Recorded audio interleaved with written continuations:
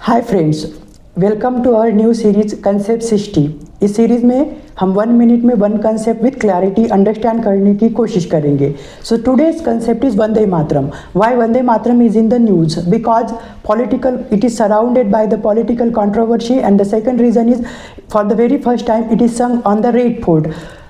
हम वंदे मातरम के origin history के बारे में जानेंगे। वंदे मातरम के जो कंपोजर है वो है बंकिम चंद्र चटर्जी, जिन्होंने for the very first time in 1875 में इसको कंपोज किया था। फिर उनकी जो नॉवेल है आनंद मठ, उसमें 1882 में उसे पब्लिश किया गया और बाद में हम देखते हैं कि it has become the railing cry of India's national struggle.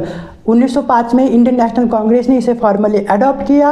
स्वदेशी मूवमेंट, बाद में होम रूल, बाद में non cooperation movement, CDM and 1942 की क्विट इंडिया मूवमेंट, इन सभी मूवमेंट में it has inspired millions of the people.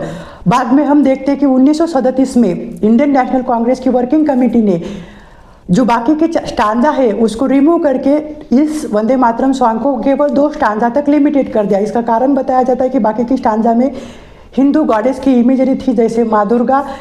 उनका जो ये है वो जो मुस्लिम है उनकी भावनाओं को कुछ हद तक आहत दे रही थी, आहत कर रही थी। इसके कारण इंडियन नेशनल कांग्रेस कमेटी ने इसको नॉन सेक्टरियन और सेकुलर रखने की कोशिश में इसे 2 स्टांजा तक लिमिट किया। अब बाद में हम देखते हैं कि 1950 में कॉन्स्टिट्यूशनल असेंबली ने इसे इक्वल ऑनर और इक्वल स्टेटस दिया नेशनल एंथेम के जैसा, और इसे नेशनल सॉन्ग की तरह डिक्लेयर कर दिया गया।